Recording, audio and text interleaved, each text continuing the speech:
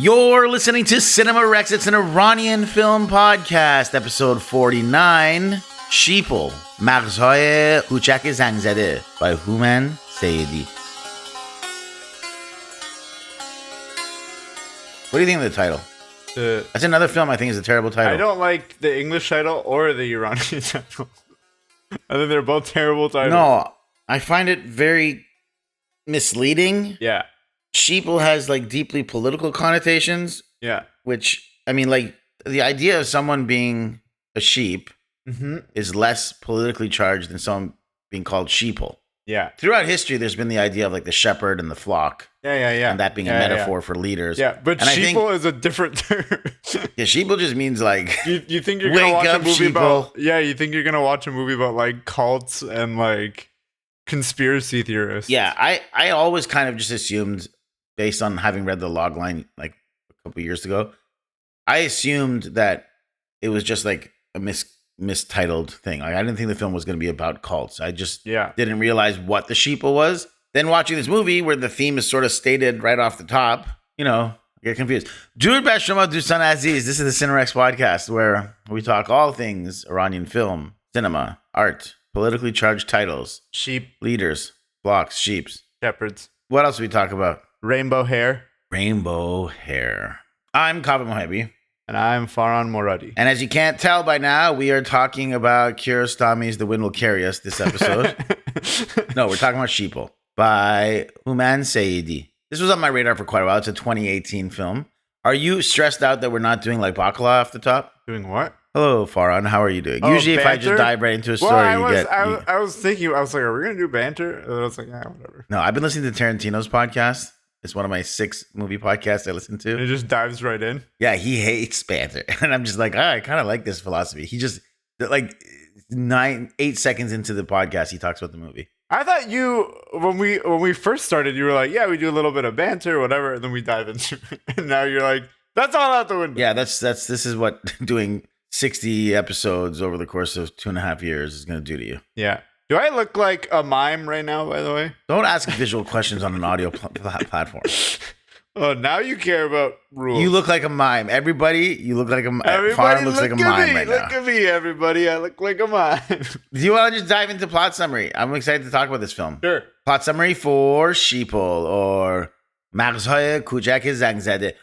Okay, just actually off the top, like, is it just like the small brains, little like the rusted small minds, damage, rusted? That's the word I couldn't. Like zang zade, I thought was like almost like zang zade literally means bell rung, like literally word for word, right? Oh, it's a different like kind of zang. Oh, yeah. But it kind of means the same thing though, like rusted and corrupted and abused. Is that it?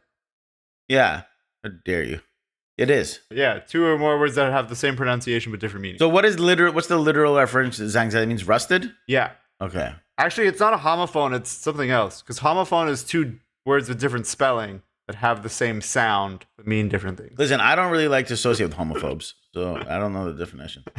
So okay, go for word. It's the small rusted brains. Well, if you go word for word, it's brain the small rusted that are small and rusted. Yes, I know, but it's just those 3 things: small rusted brains. Yeah. I almost feel like if the title was Small Rusted Brains, I'd probably feel a little more. It feels a little bit more accurate to the film. Feels like a zombie movie then. Maybe. If you change brains to minds, maybe small rusted minds. Yeah. Okay. Oxidized miniature cranial lobes. Shahin, a loopy hoodlum with delusions of grandeur, is the dim-witted younger brother of Shakoor, a major drug trafficker in a small village south of Tehran. When a controversial cell phone footage of their sister without a hijab becomes the talk of the town, an act of violent rage leads to the crumbling of the criminal enterprise as well as the family as secrets are revealed and betrayal is set in motion. It has no Rotten Tomato score, but it has an audience score of 90%. Now, I'll say something very interesting to you, Farhan, June. Mm-hmm. Do you know the minimum amount of officially approved critics is required to actually have a Rotten Tomato score?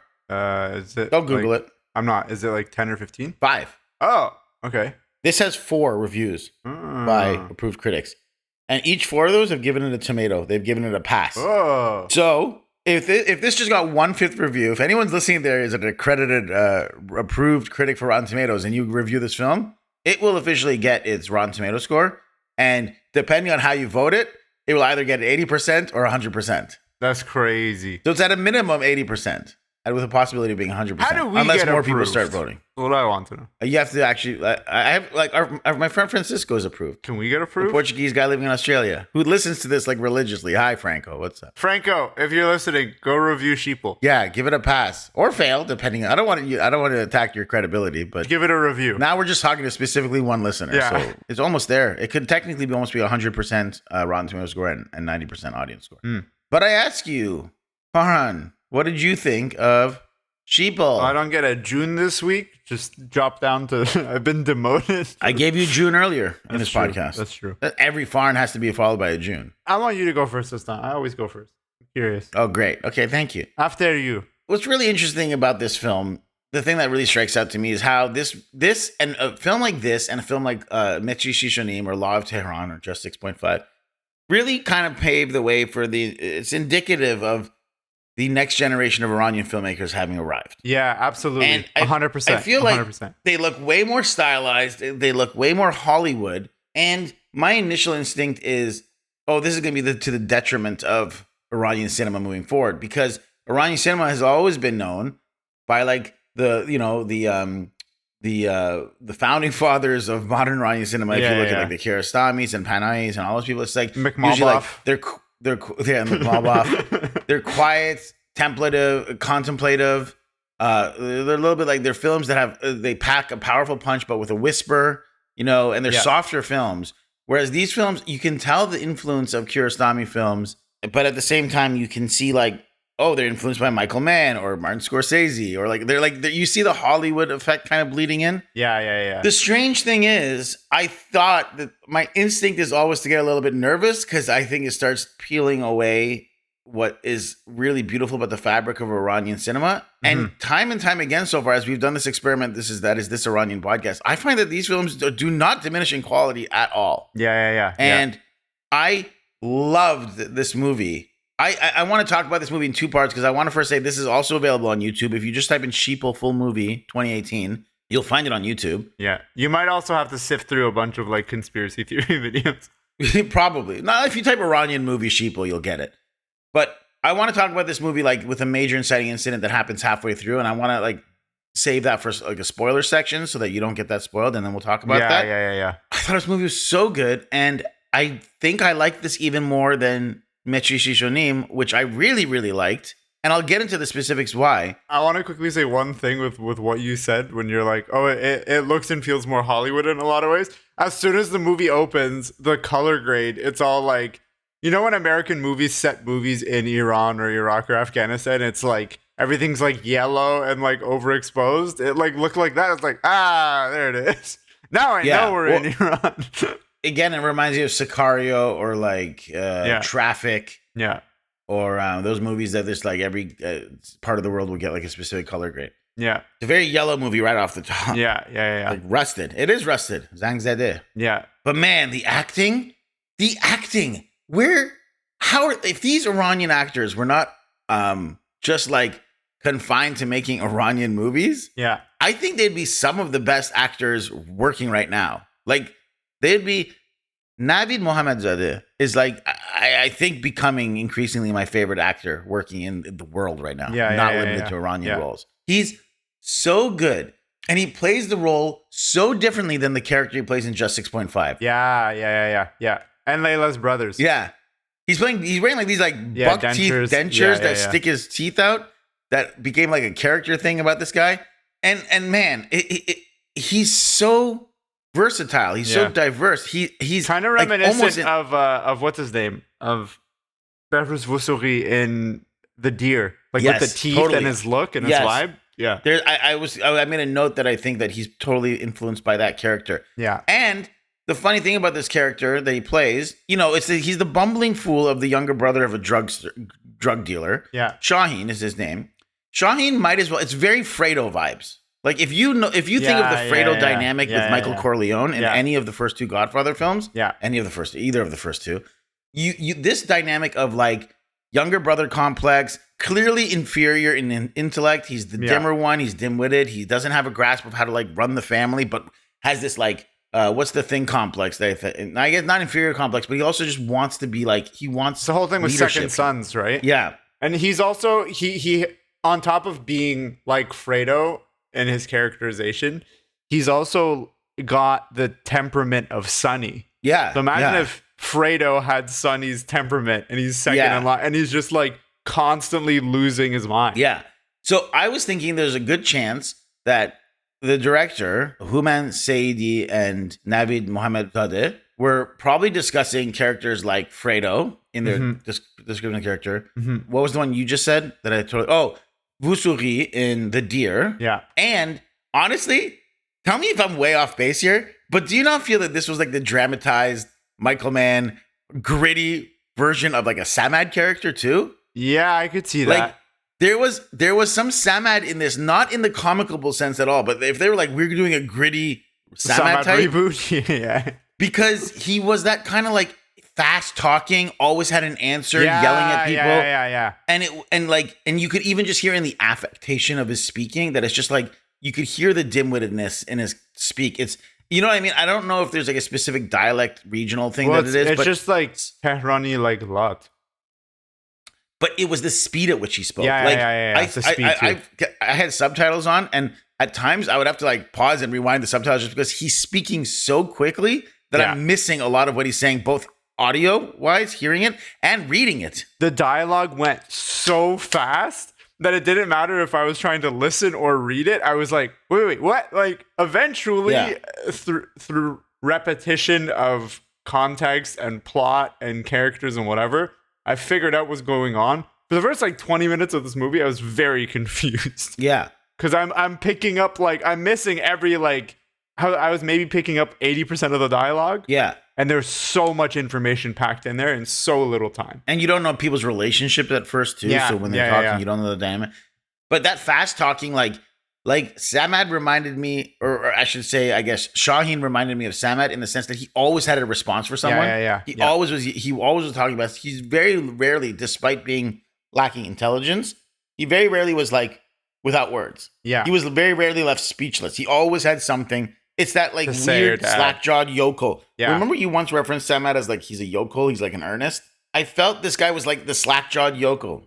I have to say, and I will, we'll discuss this, but I'm going to be very glowingly talking about this film because I now want to see every one of Houman Seyyedi's films. Yeah. Like, I can't wait. I've discovered a filmmaker. I don't think I'd seen anything by him before. I confuse this director often with the director of Mitri Shishonim. Yeah. Saeed Rustai. But oh, yeah. I am just like, I'm so excited. So tell me, what else are your thoughts about this?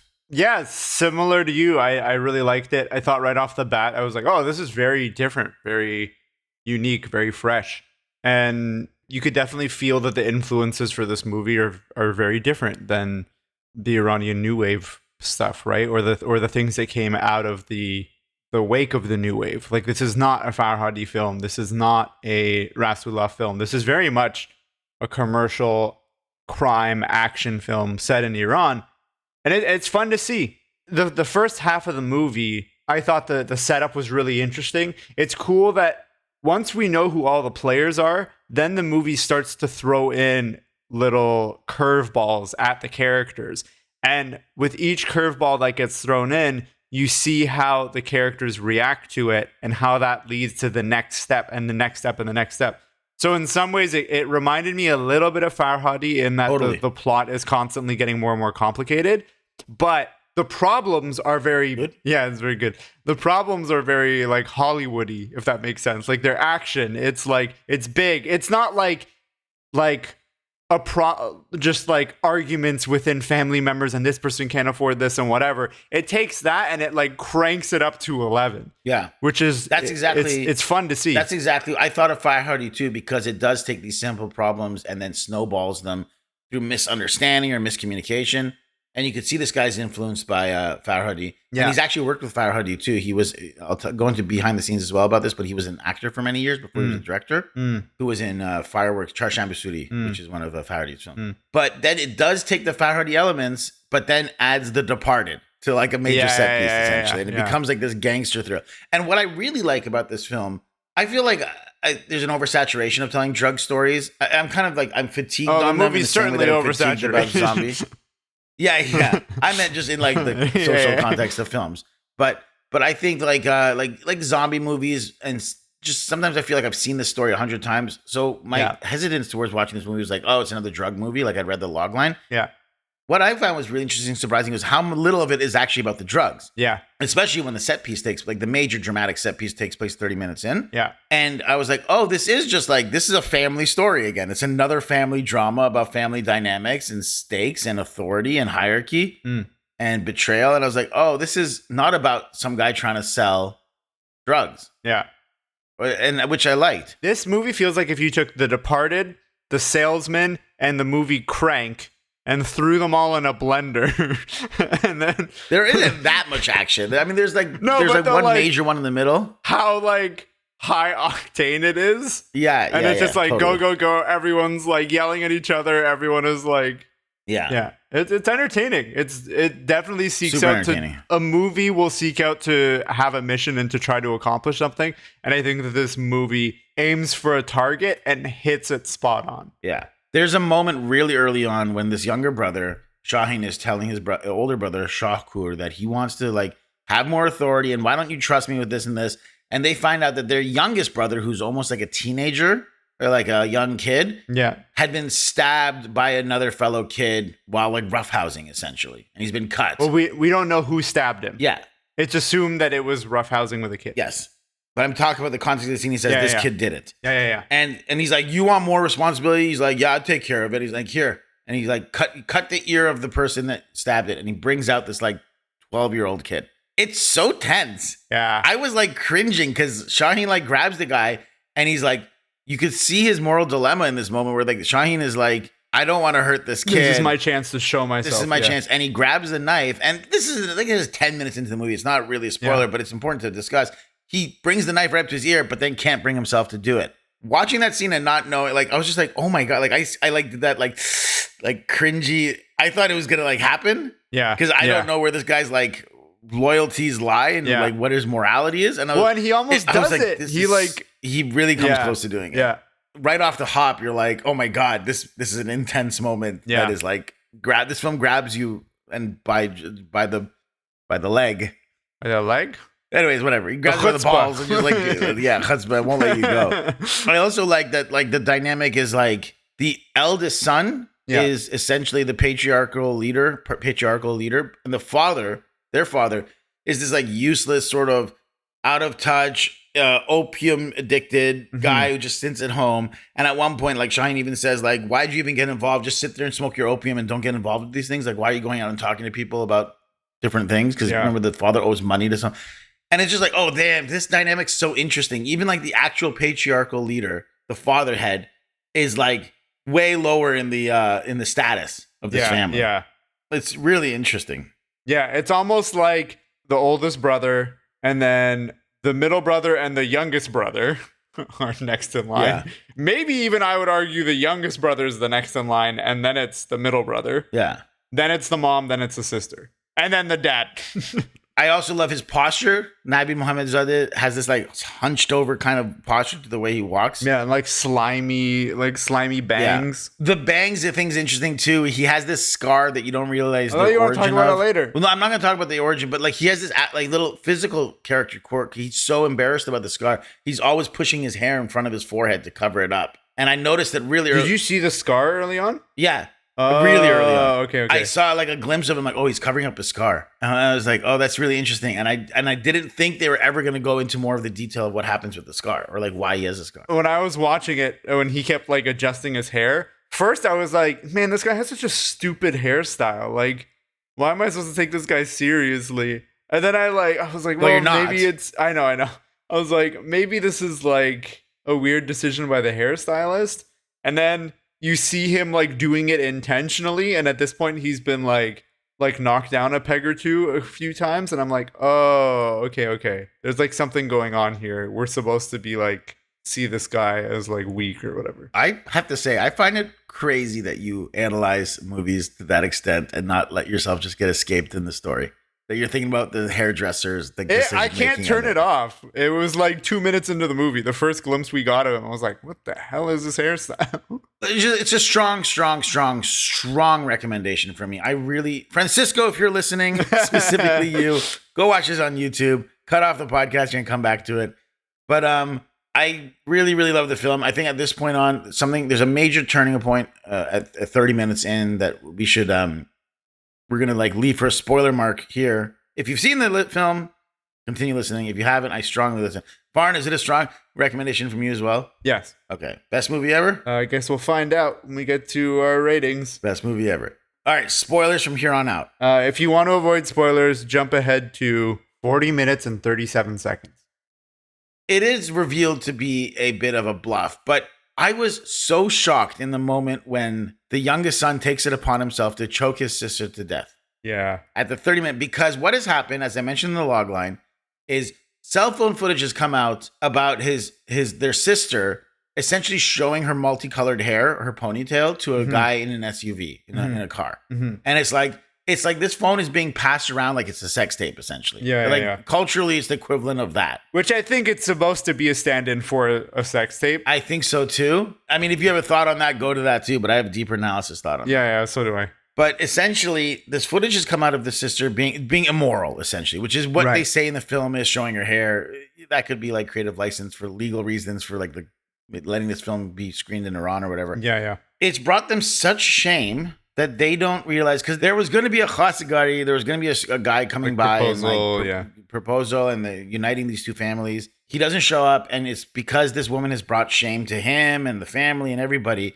And they're so devastated that essentially, and I had a feeling, I was worried it might get there, but I didn't think it would happen this soon. I was like, oh man, is this movie going to be an honor killing movie? Yeah. Which is like a horrible practice. Yeah. But the son, effectively, like 14 years old, is so upset about this. And you find out the reason he got stabbed was in an argument with the guy who had the footage. Yeah. But maybe not took the footage. And he grabs it like a scarf or whatever and chokes out his sister. Yeah, with the rusari. Yeah. And I also want to say that that son character, the youngest son, he's the same one that at the beginning of the movie, he doesn't even come out of his room when he's been stabbed. And it's mentioned very early on that it's not a serious stab wound that he was inflicted. It wasn't super deep, but he's like not coming out of the room. And he like won't talk, and you can tell that he's like embarrassed. Yeah. And then later when he finally talks to the middle brother is like, you failed, it's your fault, the video got out, you should have killed the guy, blah blah blah blah blah. Yeah. And then when they go talk to the guy's like, dude, I was like on my way to come and tell you this. Yeah. And then your brother started like shanking me. Yeah. And I had to like get him off me, so I gave him like a light cut. Yeah. And then all this stuff happened. Yeah. And so then when they go back to the middle brother, they're like, hey, idiot, like not only did you not do anything, but you actually made the situation more complicated. So now the brother, on top of being like feeling ashamed that his older sister has this like tape out. Yeah. And like it's bringing shame to the family and like no one will marry them and all this stuff. But he also feels like he's emasculated and he feels like he's a kid. And he is a kid, but he's like, he's trying to prove his worth. Yeah. And with the middle brother constantly being like, oh no, there's no getting through this, it's over, like the video's out there, there's no getting past this, whatever. The other two brothers are like, well shit, like we're hopeless, we've brought shame to the family, the only way we can restore it is if we bury the shame with her body. Yeah. And it's interesting because the dynamic with how, first of all, the reason I wanted this to be a spoiler mark is I was so shocked in that moment. That moment's horrifying. Dramatically pivots the film into a completely different territory. Yeah. In a way that's like satisfying dramatically, because you're like, okay, this is now going to take I don't know where this is going to go, which is, I always love when I don't know where the film's going to go. Yeah. But the way it's staged is so interesting because the young boy's doing it. The dim-witted brother, Shahin, is witnessing this happen in bed, but he's too weak to do anything, but he's horrified. He's like hiding under his bed covers like a child. Yeah. Which is actually the poster of the movie. Yeah, if you ever Google it. And then the older brother is just sitting there and eating like... He's eating his food. Yeah, like sabzi khordan and like he's just eating like onions and mint and bread. Like he's just casually eating like a light breakfast. Like he's He's just sort of eating some food, even though it's at nighttime. But he's just like eating breakfast. Like he's just eating like whatever. Yeah, yeah. It's not even like a meal that he's scarfing down. He's just busying himself with like food. Yeah, it's just like bread and sabzijat and like bread, it's herbs, just anything and cheese. To knock. Yeah. And he's not. It's like he's not even clocking that it's happening. He's not looking at it. He's not paying attention to it. Yeah. And even the younger brother, Shahin, is looking at his brother, being like, "Is anyone going to do anything?" And nobody's doing anything to stop it. Yeah. One, because he's like fearful and weak to the point of debilitation. He can't do anything.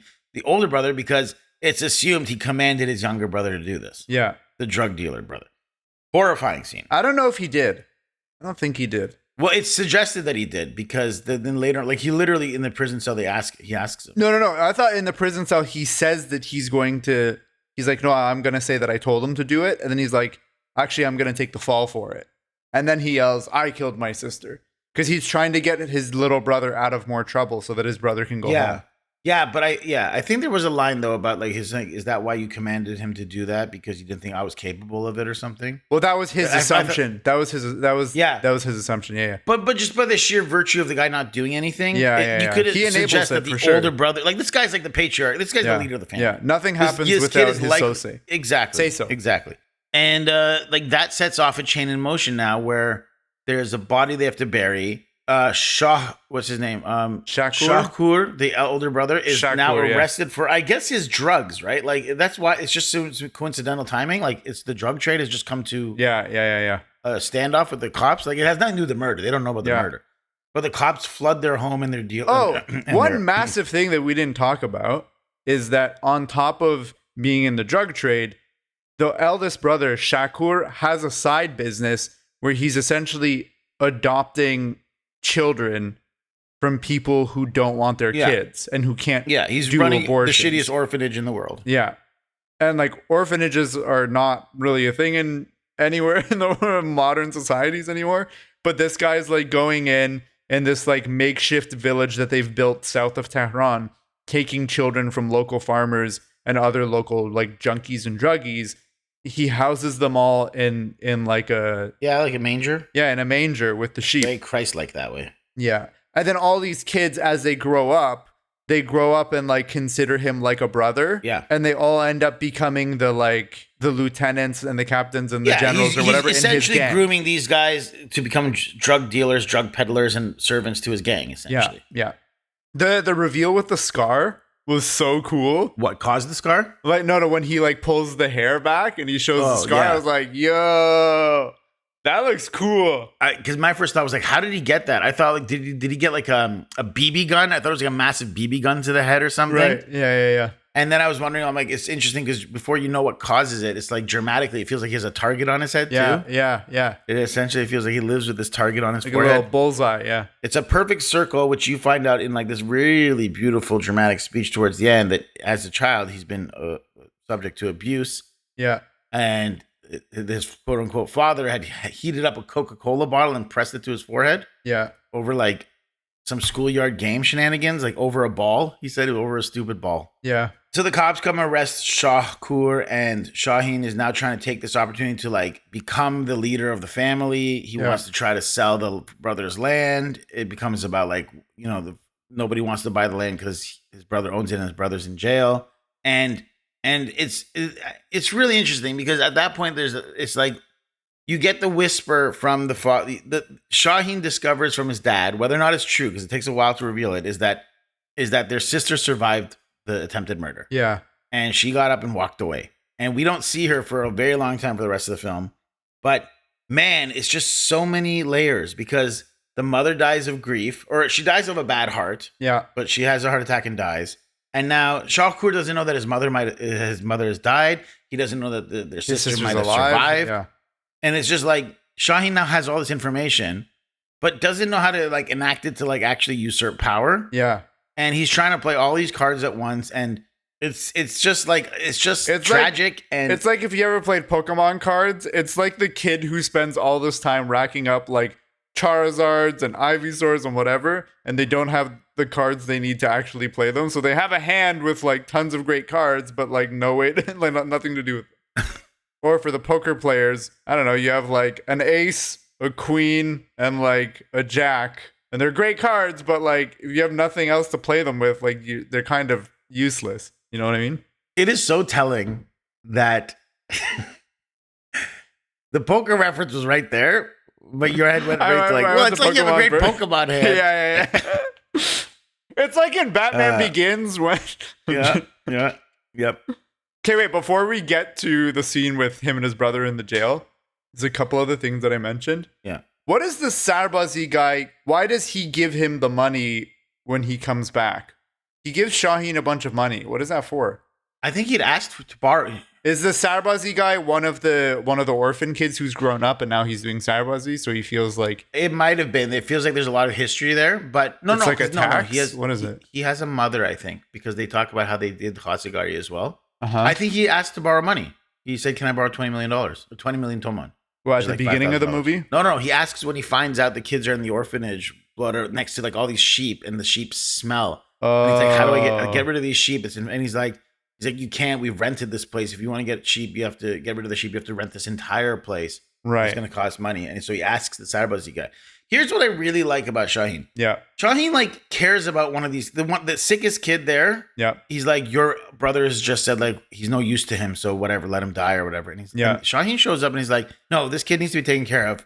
You're gonna take care of him. I'm gonna raise money to take care of him. And all of a sudden you see this glimmer of like humanity in Shahin. Mm-hmm. Like he cares about these kids for no reason. He doesn't need to care about these kids, but he does. Every time Shahin's tough guyness is brought to a head with kids, he always softens every single time. And he loves birds. Have you noticed how much he loves birds?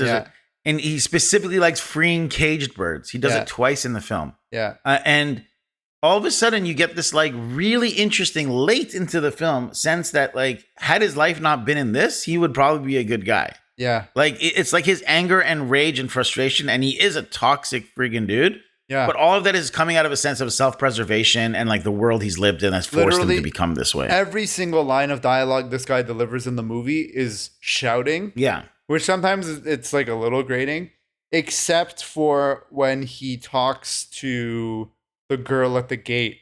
Remember when they like see the bride and groom doing their like they're doing their namzadi, their engagement. Yeah. That's the only time in the movie where he's not yelling is when he's speaking gently with this girl. Yeah. At the gate. And at that moment, he also goes to cover up his scar again, but he realizes he's cut it off because his friend Amir has told him it makes you look cool to show the scar. Yeah. I also want to mention the wedding dress that she's wearing. Mm-hmm. The like for the namzadi.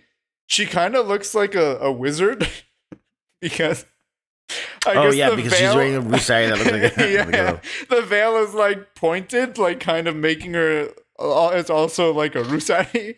It's like, this is the dumbest thing. And there's a moment too when like Shahin realizes he's the first one to realize that the guy who stole the cell phone that had the footage on it, the owner of that car can't be the same guy in the car because he's like the footage is of her in an SUV with a guy. Yeah, it's not. And even you the said same you car. stole the car from a Peugeot. Yeah. Right? Peugeot, yeah. And he's like, they're not the same car. So even the car you stole this from isn't the car he was in, which means that guy you stole it from probably isn't the guy who took the footage. Yeah. And I was like, he's the first person in the room to realize that, even with his older brother there. Yeah. And I was like, that's really good deductive reasoning for a guy who's a dim-witted fool. Yeah. Like quickly he figures that out. I'm like, oh, that's really smart. He's witty. I love he's very quick. Yeah. That's the thing that's interesting about him. He's almost this tragic figure of like, had his life been different, had his circumstance been different, he'd probably be a smart guy and a kinder guy, more importantly. Like he has propensity for kindness in him, which is so tragic. Yeah.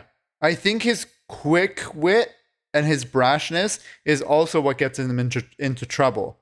Yeah. Like, because sometimes he acts way too fast. Yeah. And it's like, dude, sometimes you actually need to like chill. Yeah. Sometimes it's better not to jump in and say stuff. Sometimes it's better to like stay quiet and get a lay of the land before you make an action. Like there's the scene with when they're hanging around the namzadi, they like come out and they're doing namzadi is I guess like engagement when they see those random two people. One of them is the friend of their sister, which by the way, I have a feeling that the dude who comes with the coiffed hair, I think that's the guy who filmed the footage of her, because she mentions that. No. Well, it was Mona's husband, and they've already broke. It was Mona's fiance. Yeah, and that's is that not Mona's fiance? No. Mona is the woman who's working in the hairdressing salon who talks to them afterwards. The guy with the coiffed hair is the groom showing up to pick up the bride. He's not, I thought that's their engagement. I didn't think that was their wedding.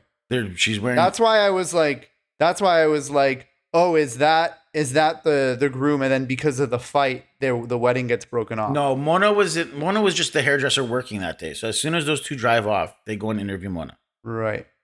And then later on, the sister says that was Mona's fiance, and the wedding's been called off. He's like fled the town. Right. Okay. Anyway, there's a scene where after the engagement, the guys and the girls are all like hanging out in the street, right? They're having a party. And yeah, Shapoor and his buddy Amir are just watching them. It's not the same people though, is it? I thought it was. I thought they're just watching a group of, because that's what I thought the meaning of that point was, that look at these group of young kids just enjoying their lives, spending their parents' money without a care in the world. Yeah. Someone needs to go over there and kick their ass, teach them a lesson. Yeah. And I thought this was just a frustration. They're just kicking anyone's ass because they're seeing these people like out celebrating, listening to music, dancing, possibly drinking. And they're like, how come they get to live this life where they're partying, spending their, and we live in this shitty life? And they go and beat them up. I didn't think it was directly connected to the wedding.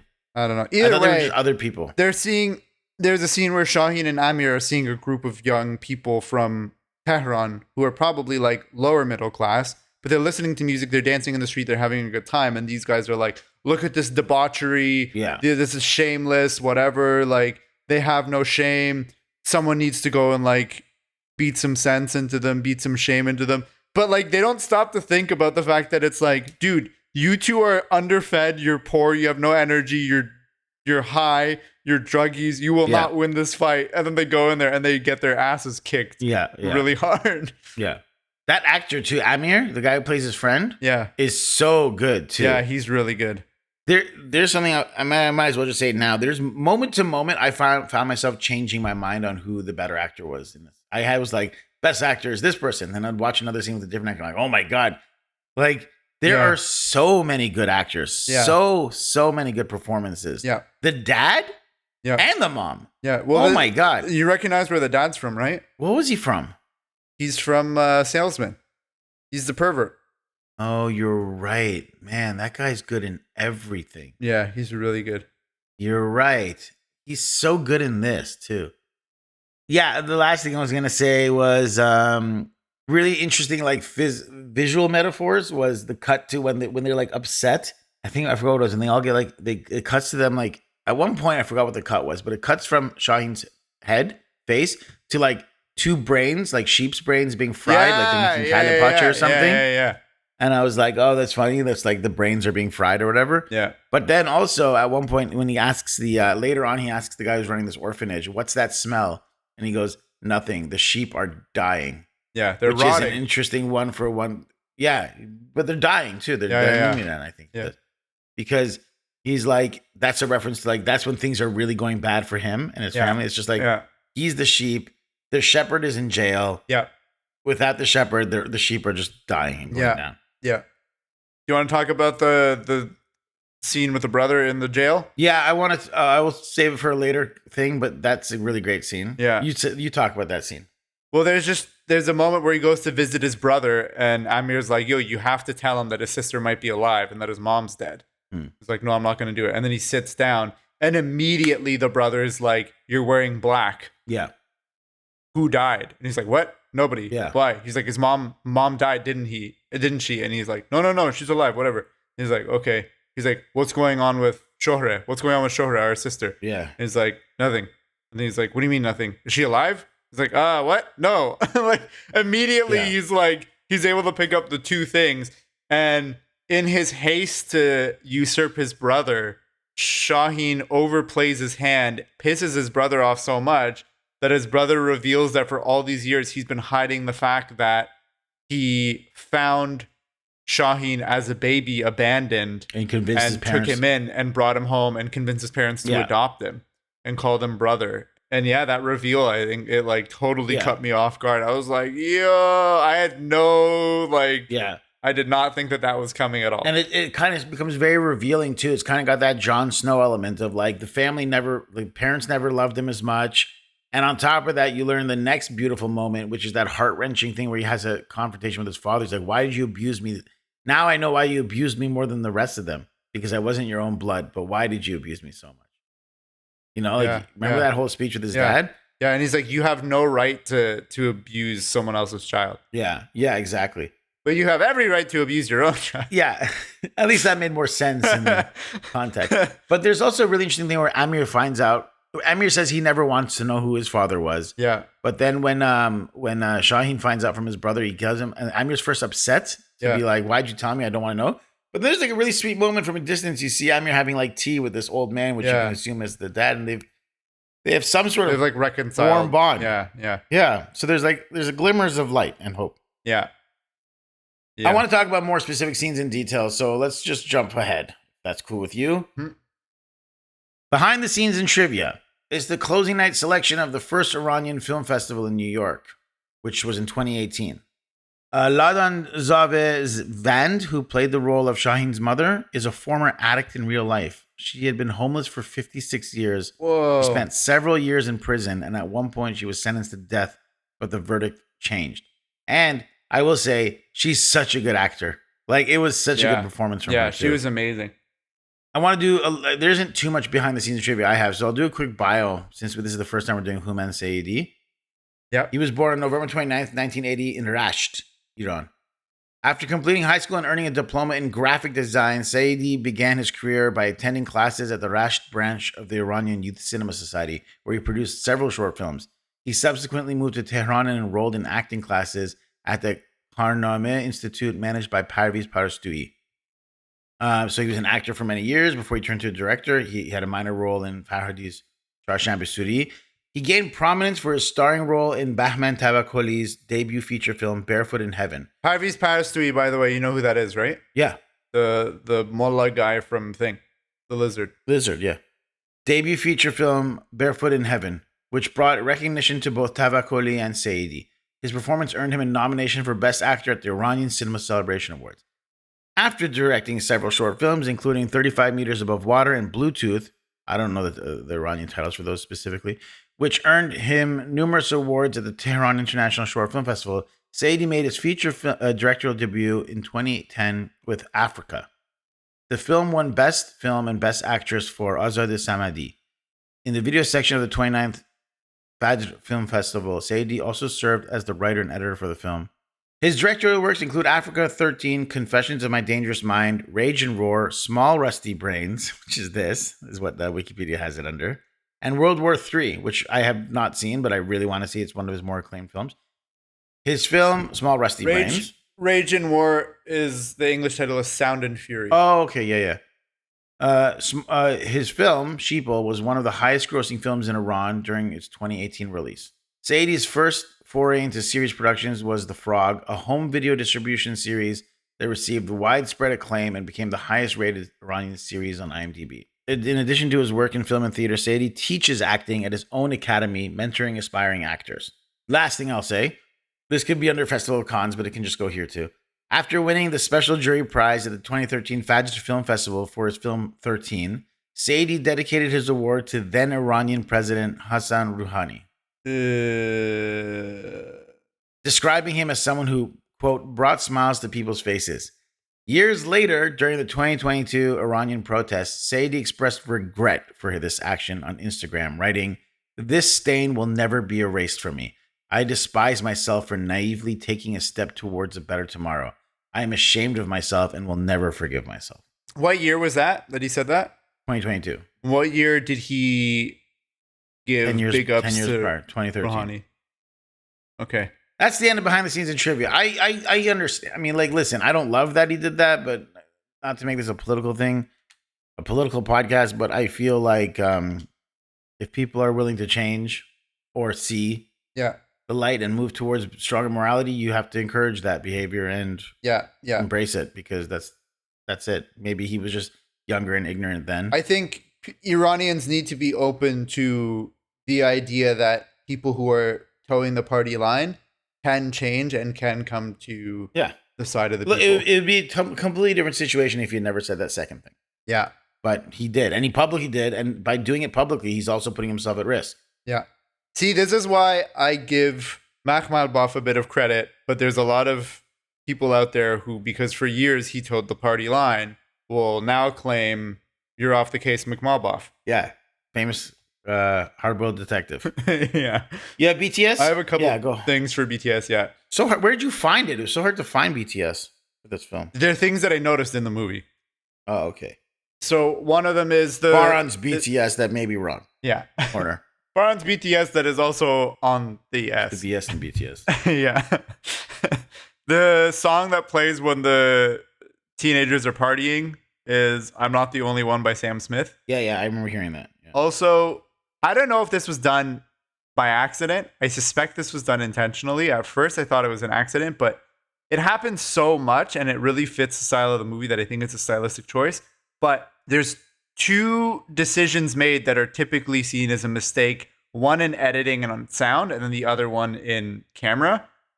The camera one is the movie seems to be shot with a higher shutter speed than what you would normally do for 23 frames per second. Usually you double your shutter speed. So you would do, if you're shooting 23, 24 frames per second, your shutter speed is like 48, right? Okay. In this case, the shutter speed was way higher, which made the whole movie feel very staccato and very like every frame was like jolted almost. Yeah. And it's more obvious in the scenes when everyone's like fighting or running around or there's a lot going on. Famously, there's a sequence at the beginning of Saving Private Ryan that does this to make it feel like you're in a war and jolted and staccato. Yeah. This movie does it quite a bit. And I think that's part of the method to make the movie feel very raw and gritty. It can't be done. Like, that wouldn't be an accidental thing. That would have to be intentionally done, wouldn't it? It would be intentionally done, yeah. But there's an argument to be made that like, oh, maybe it's done.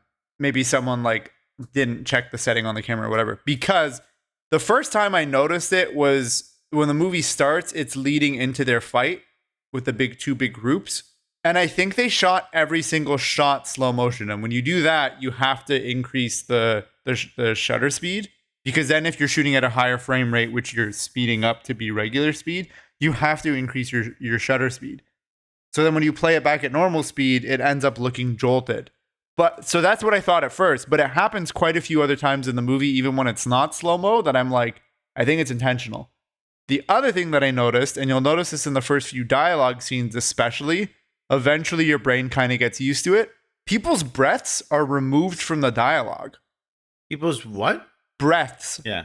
So when people are inhaling, it's like sometimes it's just silence. Sometimes it's like removed.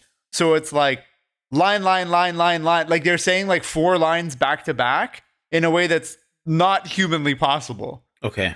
I see. But I think it's done intentionally again to lead to this thing of like everything's quick and jolted and gritty and whatever. And that merged with the high shutter speed thing. It almost makes it feel like you're watching this movie from the point of view of someone who's like high on crack. Yeah. Because it's like everything's just like moving fast. Interesting. I don't know how I'd catch that. It's really obvious in the scene, his first dialogue scene where he's in the truck with his buddy. Thank you, Farhan June. Critical reactions. You have any critical reactions for us? No. What you got? I just stopped counting them all because there were so many. It had 13 nominations at 2018 Fajr Film Festival. It was nominated for everything, pretty much. But it won Best Screenplay. It won the Audience Award. Nominated for everything.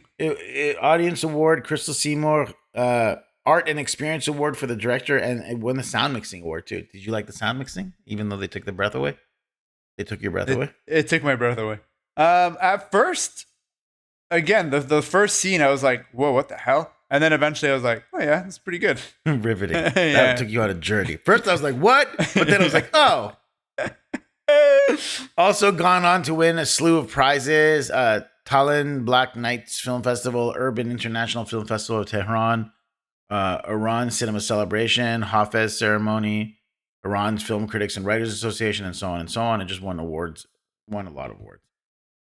Owen Gleiberman of Variety said it's a violent, charged up attack the block movie that comes at you with a feverish spirit of underworld degradation that's startling to behold. Did you see Attack the Block? Yes, I love Attack. Should I watch it? Yes, you'd love Attack the Block. Okay. I'll watch it. Deeper analysis. Go for it, FJ. The movie has a lot of commentary on cycle of abuse. Mm-hmm. Early on in the movie, you see how when the brother abuses him, like when Shakoor abuses Shahin then turns around and abuses Amir, like his buddy, every single time. Every single time he leaves the older brother treating him like garbage, he turns around and treats his buddy like garbage. Down to the scene in the prison where there's this big revelation that like hits him at his core. He immediately turns around and like hits his buddy with the worst sucker punch he can possibly hit him with. Yeah. That is like established early on in the film as something that Amir is not at all interested in. Or even like you see how the older brother mistreats him, then he turns around and he mistreats his sister and his younger brother. Right? Yeah. And eventually you learn the stuff that we talked about in the spoiler section between him and his dad, which I won't get into details, but it's very much a thing of cycle of abuse on full display. Yeah, I agree. Off of that, I would say that there's constant themes of theme of abandonment. Yeah, and the idea of like bastards, sons without fathers. Yeah, and orphans. And the title Sheeple. Now that I'm thinking about it right now, it's like even like Without a Flock would have been a more apt title because Sheeple, again, as we mentioned, has that political connotation. Yeah. But if you think of the sheep without a flock and what that literally means with is like, it's about the lost human sheep desperately searching for a shepherd. Yeah. And a quest, and it's a quest that seems beyond them. So it's like, It's like they don't have a leader to follow. These people are like left abandoned. And it's not just talking about these people in situation. It's about sons or daughters without parents. Yeah. Without leadership, without parenting. And wasn't there another film? I was trying to think as I was writing this note. What was the other film where this similar orphanage theme came up that we've done? There was something that I remember, like as I was writing this down, I was like, oh, this is just like something else we did, where it's like the idea of like abandoned children without proper leadership and how that becomes a metaphor for what's happening in Iran. Was it Black Mirror? Or not Black Mirror, sorry, The House is Black? No, you mean Brick and Mirror. Brick and Mirror. Perhaps. Or The House is Black. Yeah, no, I think it was Brick and Mirror. But so like, yeah, I think it was. But it's this idea of like, we don't have proper parents in Iran. And I mean that almost in a government way. Like, there's no like real leadership. Yeah. Everyone in Iran is an orphan to like the patriarchy that once was. Now, whether that's Shah or we need a proper like democratic leadership or Mossadegh or whoever. And I think that's the commentary. And the other thing, I'll just go extrapolate from that. And this is the last of my deeper analysis. And this does go back to spoilers. Wait. Can I piggyback on this really quick and then bring in your last deeper analysis? Sure. Yeah. It definitely feels like this community is commentary on the people that are fooled by the clergy. Yeah. And then the community of the young kids who are like partying and whatever, that is supposed to be a stand-in for like the rest of Iran, for everybody else who's like broken away from that mindset.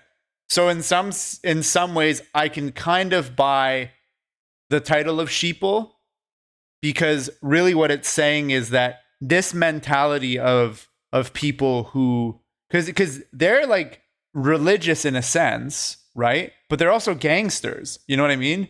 They're druggies, they're gangsters, they're like terrible people. But then they're willing to do things that are terrible for the sake of their like honor and like and their position and what's right and duty and all this stuff, for like what women should and shouldn't do, and for what the role of a man is in a household and whatever. Yeah. It's very much a stand-in, I think, for the Iranian government, where it's like the clergy that's in charge, they say that they're doing these things for honor and for religion and spirituality, but the reality is they're ruthless gangsters. Yeah. And they're going after people who, despite the terrible environment that they're inflicting on people around them, there's people out there who are defying that, even just with simple actions of like getting together with their friends and having music and dancing and singing. And that gets under their skin so much. Yeah. Solid point that I made that you jumped onto. I was adding to it. I know. I'm joking. That's what I'm saying. It's not a new point. Oh. Exactly. I thought you were being serious. I thought you were like, that's what I said. The other thing too is okay, can we talk about this video again and go back to like spoilers if people are like listening? I gotta ask something about this. If you want to avoid spoilers, jump ahead to 59 minutes and 36 seconds. So the video footage that they see that leads to this act is there's two ways to look at it. One is it's a stand-in for some like an actual sex tape. Yeah. But he couldn't make a sex tape in this film and let it be seen in Iran. Yeah. Or talked about. Though you never see the footage regardless. But I think even just talking about the fact that she would be in a sex tape is beyond the pale of what would be accepted for censorship dating. But in the real context of the film, they are upset over the fact that her hair is showing. Yeah. Right? Yeah. And what I find the irony of that is they're mad about a video of going around of her showing her ponytail, and they're saying they're going to call us idiots. They're gonna mock us. We're whatever. But it's like, but they never examine the life that they're living and worry about how that's gonna be reflected. Mm-hmm. They're like really trashy people. Yeah, all of them. Yeah, and they're like, but this video is gonna bring us shame. It's like, dude, you guys are living the most shameful lives right now. Yeah, and the rest of the town is complicit in that bending of morality. Yeah. Everyone else is more upset about the video of her showing her ponytail. Yeah. Rather than the real corrupt lives that these guys are living. It's the hair. Yeah. So that in itself becomes this kind of interesting little metaphor of subtext of like the worst parts of society that maybe the director's reflecting on. Is like, these guys are doing horrible, heinous acts. This guy's abusing children in an orphanage that he's like created. But they're like, oh my God, she brought us great shame because she shows her hair in a videotape. It's like, dude, what are you talking about? Like, if that's the metaphor for the government, if this family is members of the government and the clergy in Iran, they are doing the things that are the most heinous acts to children. Yeah. But they're pointing at the women who's showing their hair and saying, look how much shame that brings us. Yeah. So I just thought that's a really ironic thing that they're sort of pointing at. Yeah. Yeah. Yeah. I think it's also important to note, and then this is another reason why I think that it's an allegory for the system of government in Iran. Is like, one, like you said, it's the hair thing. Two, she gets literally strangled by a Rusari. Yeah. Right? And three, honor killings, like comparative to other countries, honor killings are not very common in Iran. Yeah. So for it to be, they're not as common in Iran. In fact, like I think by per capita, like when you compare the amount of honor killings relative to the population, I think there's a lot of European countries that have more honor killings than Iran does. It's not very high. But I mean, it still happens. What Iran does have, but something that is very specific to Iran is that the government has a very high rate of torturing, imprisoning, and executing people based on their perception of what is and is not honorable, including women showing their hijab. Right, yeah. So I think that, to me, I think that it's less a commentary on like, oh yeah, in these like rural, poor, like homeless camps, there's honor killings or whatever. I think it's more a thing of like, hey, these gangsters are a stand-in for the government. Yeah. And they're terrible people. They're the worst people on the planet. And they are committing these atrocities on women for something as simple as showing their hair. Yeah. And that's why I was asking you. I was like, what was the date for when he like gave a shout out to the president? 2013. And it would have been like years before this. So I wouldn't be surprised if this is like kind of his way of trying to address it and make commentary and hit back at the government. It had an official release in Iran and it played a patch. So I'm like, yo, these guys are kind of dumb because this is. Yeah, it's the lizard all over again. Yeah. The last deeper analysis I wanted to mention, did you feel that when he finds the kid at the end, there's like a little baby like sitting in the field. First we see him and he's sick and he's inside and he's like, you need to get this kid outside, get him some vitamin D, get him some fresh air or whatever. And then at the end, he finds a sick abandoned kid and he takes the kid with him. Yeah. That to me felt like a representation of himself because he finds out that he had been like rejected and shunned, and this kid is also being rejected and shunned by everyone, including his adoptive family.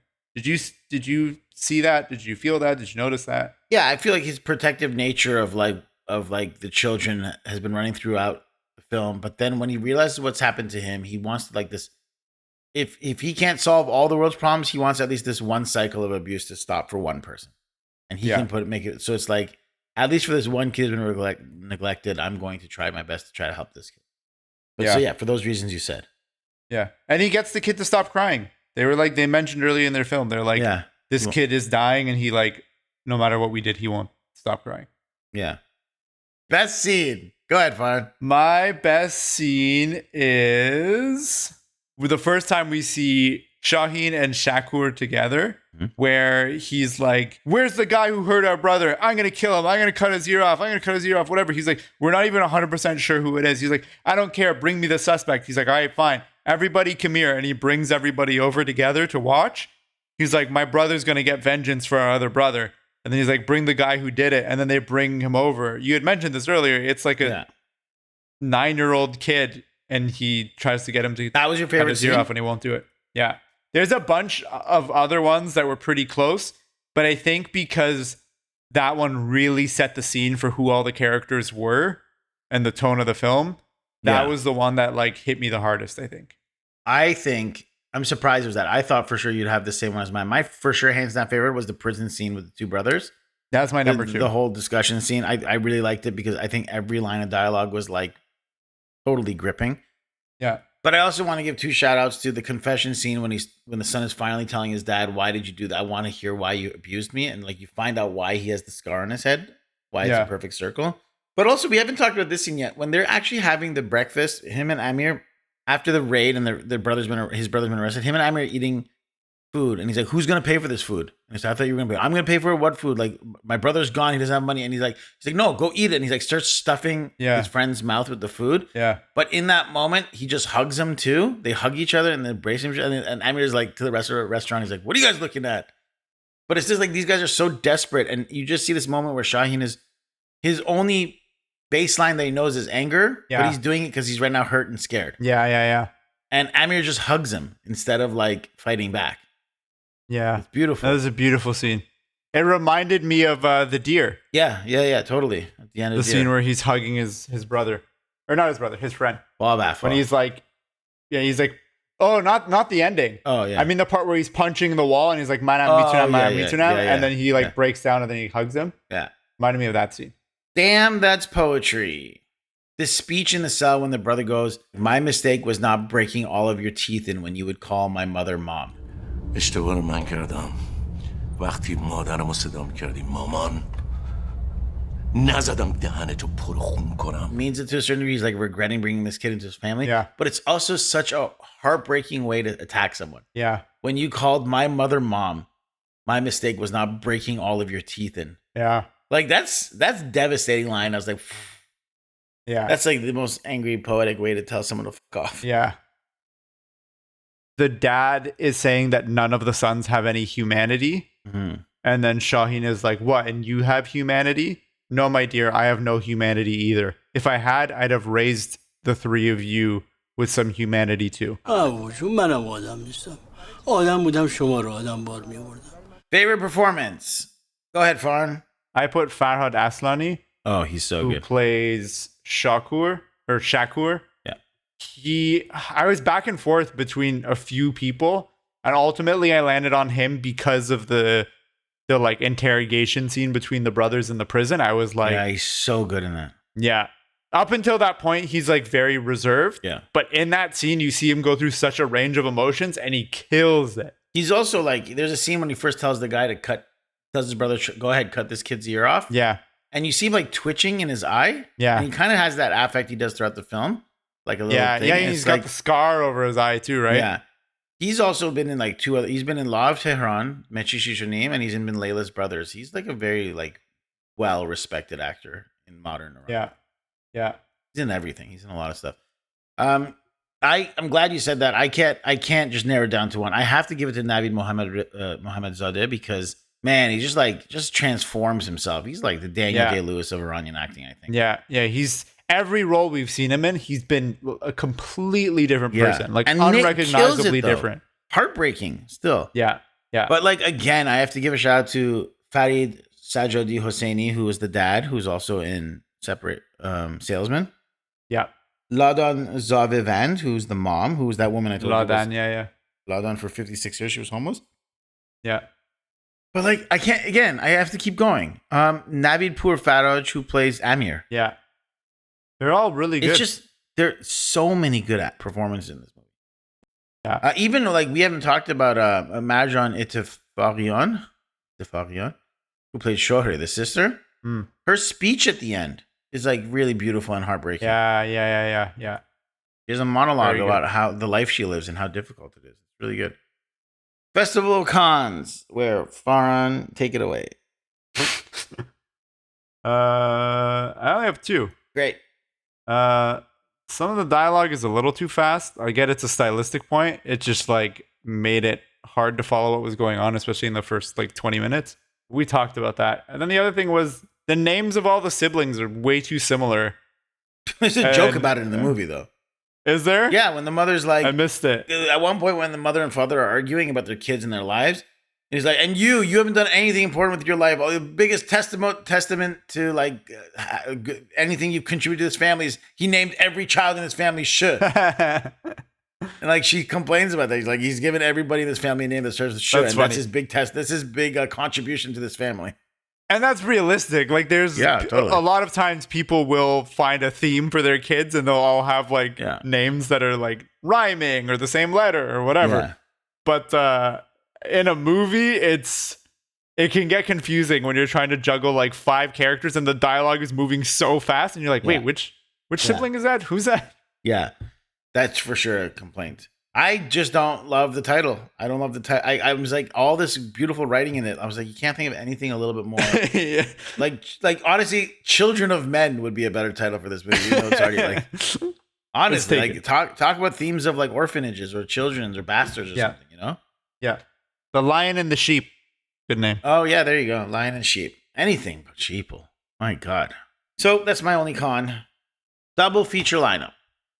What do you got? So there's a film, when I was first telling Meritosh about the feature that I want to make, and he was telling me about like comps I should watch, he was like, you should watch it. Oh, I thought you were going to be like, my movie and Sheeple. No, not movie.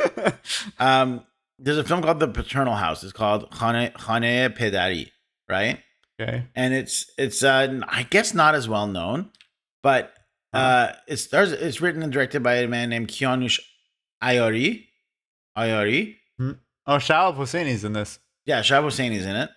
And the interesting thing is, it's a film about an honor killing, but it takes place over 4 generations. So like the opening scene is like the father ends up the daughter's brought shame to the family, so the father ends up murdering her and like burying her under the house that they live in, right? And like the kid who witnesses is like 6 years old or something, right? Then the film takes place over like nearly 100 years. By the end of the film, this 6-year-old is a 98-year-old man. And like other people have lived in this house. Like other people in his family have lived in this house. You know, like moved away for a few years, whatever. But it's like 4 generations of a house. By the time this 6-year-old boy is like a great grandfather in the storyline. Okay. And this woman has been buried under this house this whole time. And it's the years of guilt and consequence and violence that reverberate through this generations. Maybe it's 3 generations. So I watched this film, and man, I thought it was so powerful and so good. We should do it for a future film. We do it. But then I was like, oh my God, Meritosh, what a great film you recommend. He's like, I haven't seen it yet. So I'm like, what? You recommended this movie? He's like, yeah, because of like some of the themes and stuff. I'm like, you haven't seen this film yet? He's like, no. He's like, was it good? I'm like, it was great. That's so funny. This idea of like honor killings and like the guilt around that and families trying to protect the legacy, it would make it for a hard double feature to watch. Yeah. But the themes are like on point, and there's a different way of looking at like the way toxic men see this shame that women they think brought to their lives and stuff. Yeah. So Khane Pedari, The Paternal House. 2012. Doesn't that logline interest you? Yeah, no, that's really cool. This woman buried under a house and this family of 3 generations that have to live under, like some of them know, some of them don't. It's interesting. The thing is that it doesn't really lend much credit to the statement of honor killings are very uncommon in Iran compared to other countries in the area. It does happen still. That's the thing. It happens. It definitely happens. Yeah. I think it's just slightly overrepresented in media. Yeah. But I think the government's killing of innocent women is underrepresented in Iranian media. So I think that a lot of times the honor killing movies are used as like a metaphor for what the government is doing to women. Yeah. Mine is The Deer. I think it'd be cool to watch this movie and then watch The Deer. Yeah. Almost like The Deer is kind of like a sequel to this. Weirdly, it came out before. Yeah. But like in the sense of like, okay, here's like a guy living in a community of like poor junkies, whatever, and how he breaks out of that and what he does to try to make amends for his life. It's almost like, okay, what happens to what happens to Shahin next? You know what I mean? The sequel to this would be like he moves into some like slumlord's apartment unit in mid-city Tehran. And then what does he do to like break out of that? You know what I mean? Although we didn't talk about this, the last scene is him confronting his younger brother in a crowd. The youngest brother, the teenager kid, is there and he stares him down, and it ends on that scene. Yeah. Interesting. Yeah. Hollywood remake? No. For all the reasons I mentioned in Law of Tehran, there's no point in making this. I don't even want to see it. Like, there's nothing. This is the Hollywood remake. It came out 4 years ago. Yeah. I could see someone doing like an American version of this, even though I don't think it's necessary. I could totally see someone doing it and like, I don't know, getting Scorsese to direct it. Yeah. It would like star like the cast of like Sons of Anarchy or like something like I was gonna say like Leo DiCaprio and Daniel Day-Lewis. No, but I'm just thinking of those characters that are like I think those actors wouldn't play like slack-jawed yokels as well. Like I think you could go through a show like the right. Ozark. Oh, the Ozark, which takes place in like the New Orleans slums. Right. And it's like it's kind of like that actress who became very famous from it. She played like kind of like a hillbilly. She now plays Silver Surfer. She's like she was really, really good. Julia Gardner. Anyways, it's just like I feel like that kind of cast would play really well for this type of thing, or Sons of Anarchy type cast. Right. Because they are really good at playing like lower class redneck sort of gangsters. Essentially. Right. That's how I would see it. But yeah, that's a long-winded way of me saying no, don't make a Hollywood remake. But if someone did it, this is how you would want to see it. Final thoughts and grades. I'll go first. Actually, you go first. I want to hear yours before. I'm not going to change mine. We need your letter first. I know, but I want to give me your letter first. I'm giving it an A. Oh, I give it an A as well, but I really debated giving this an A+. The only reason I don't give this an A+ is because I think like the themes are a little bit looser and like not as tied together as it needs to be. And I really reserve A+ for pretty much perfect films. And I think this is very, very, very, very good, but probably not perfect. Yeah, I would agree with you. I think for the exact same reason, I would give it an A and not an A+. I contemplated giving it an A- because some of the dialogue moves way too fast. But I was like, I guess like, I mean, Farsi is... I guess it was technically my first language. It was the first language I learned. But now it's not my strongest language. So I imagine for the target demo, it's probably not an issue at all. So yeah. But yeah, I think it dives into some of these themes quite well. I think it was fresh. It was interesting. It was entertaining. I did not expect any of the twists and the way that they went. So for all those reasons, yeah, I would give it an A. And I think I would recommend this movie pretty much to most people. Yeah, I really hope a lot more people see this movie. Yeah. I'm curious now at this point, is this a one-off for him or is he just like prolific? Man, it's such a testament to when every actor is killing the role. Like, yes, he's got the luxury of really talented actors, but also he's directed them all so beautifully that every actor's killing it. It's really a testament to his talent as a filmmaker. His TV shows are like highly rated on IMDb. The Frog, like you said, for the longest time was the highest rated Iranian show on IMDb, and now it's his new show, The Savage. See, I feel like this is the kind of stuff that if this got permitted to be screened, I'm interested in watching more Iranian television because like this didn't feel limiting by its like censorship and stuff that the government imposed. Yeah. He also made a movie called World War III, which is his next highest. Yeah, that's the one I've heard a lot about. Yeah. His other movies before that don't have as high ratings. Yeah, I might have to check this out. Maybe we'll do a show at some point. Depends how many episodes. Yeah, 15. Cool. Okay. The cinema of Iran has often been marked by stylistic qualities of delicacy and restraint. It has found ways to speak loudly with a whisper, but Sheeple amounts to a rather spectacular counterexample. Houman Seyyedi's Sheeple is a propulsive, heartbreaking, and deeply tragic human drama that explores themes of poverty, family, and shame within the overlooked crevices of Iranian society.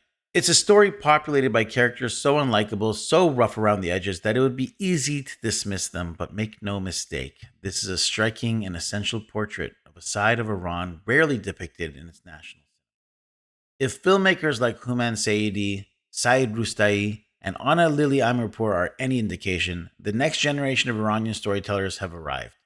And they haven't just knocked, they've kicked the door open.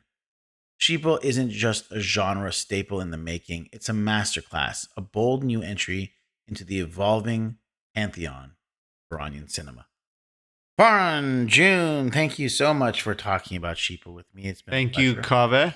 Thank you to all of our listeners for tuning in. You should like and subscribe and tell your friends about this podcast, especially if they're Iranian, especially if they're cinema lovers, especially if they're Iranian cinema lovers. You have no reason not to tell them about this. We're the only Iranian film podcast in existence. In English. In existence. In English. Also, leave comments. Leave comments if you haven't already. Leave us a review. Reviews help. Yes. And to all of you out there, be umid didar. Bye.